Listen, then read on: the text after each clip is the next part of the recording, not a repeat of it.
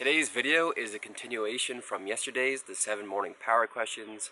I kind of just forgot to add it, and much like yesterday, I'm going to be linking these questions in the description box down below, and I'm going to go through them, answer them for myself, and you can kind of do them along with me. But these are for the end of your day, things are kind of winding down, and these are for you to kind of contemplate on your day, what's happened, what have you accomplished, or what have you not accomplished. So that is the purpose of these questions. And we're going to jump right into it. And number one is, what have I given today? And in what way have I been a giver? So today, the very first thing I did actually, it's going to be a funny example, but remember, these are just going to be kind of off the top of my head as I go through them. But our cat just kind of recently gave birth. We have 3 kittens that are about a month old, and they just kind of reached the point last night where they're able to get on top of the bed. So I pretty much didn't sleep. They were crawling all over us, you know. They've got these little claws, and they're digging in you, and they're squawking, and not a ton of sleep. So the first thing I did upon awakening was I built them a huge little cat fortress in our living room, not only so they have something to play with, but so that I can get some sleep tonight. So that's one way I've been a giver. Another example is I also had a client who I have not heard from in some time contact me today, and they didn't want to sign back up or anything. They kind of just wanted to vent, get some things out, see what I was up to. So yeah, it was nice to catch up, and I felt like I was giving because I was giving my time, I was giving my presence, and yeah, it was nice to catch up with them. Number 2 is, what did I learn today? I've been reading essentially every book I can find on Leonardo da Vinci. I find the guy just so fascinating. But what started the spiral was I read his newest biography, and the book I'm actually reading right now is called How to Think Like Da Vinci. And essentially, I'm reading all these books because every once in a while it's like I find a new nugget of information on the guy that I just never heard about. And that happened today. And they kind of give the 7 Da Vincian principles, rules that they see that he kind of lived his life by. So it's a super awesome book. It gives you all these things to go through. But the thing they're talking about today was how he was a man of experience.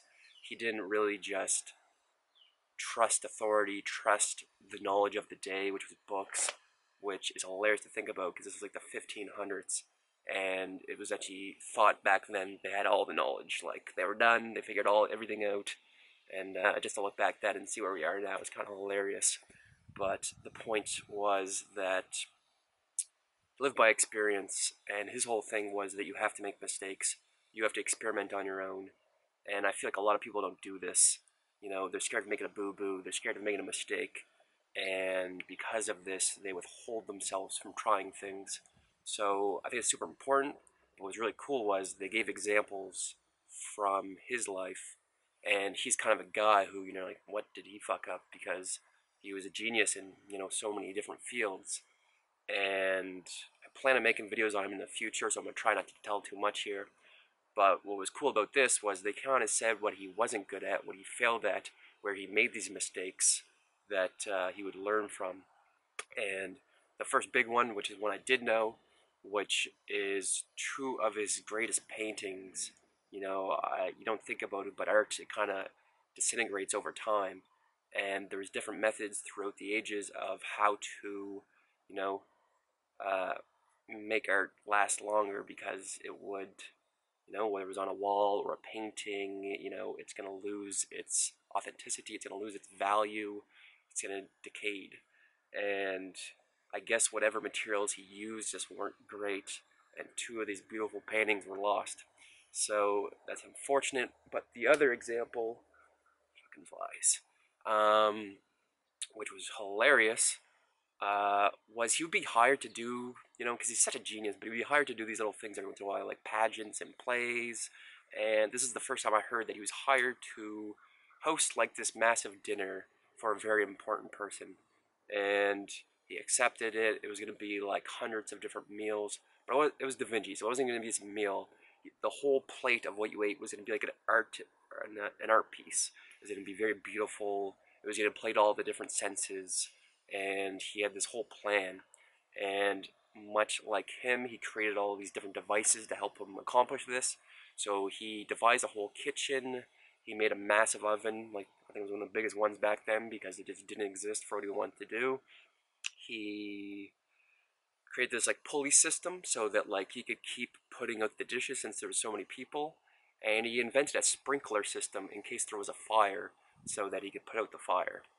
And I guess the people that this guy hired to work with him just weren't up to his standards, and they weren't making this perfect masterpiece that of course he would want. So he actually called, no, he didn't call them. He got all of his buddies from his art studio. I think it was like over 100 people crammed in the small kitchen, all these artists working on the meals and like set them up perfectly for people. But I guess like everything was a disaster. The meal was late. Things were getting messed up. Fire broke out. A sprinkler system comes into play. And not only does it put out the fire, but it washes away all the food. And this whole beautiful setup was essentially ruined. And it's just funny, and the point is, you learn from these mistakes, and just to hear from him making a mistake is what really gave it value, because if you know anything about the guy, he doesn't make many mistakes. So that is something I've learned today. Number 3, our final question to wind down your evening is, how has today been an investment in my future? And today for me has been an investment in my future because I took care of my health. I did my mouth breathing. I went for a nice run. I did my cold water exposure in a lake. I ate healthy food and all these different things. And I know that's going to help me feel good in future days.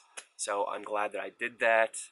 So there you have it, guys. Those are the 3 evening power questions that go along with my previous video, the 7 power morning questions.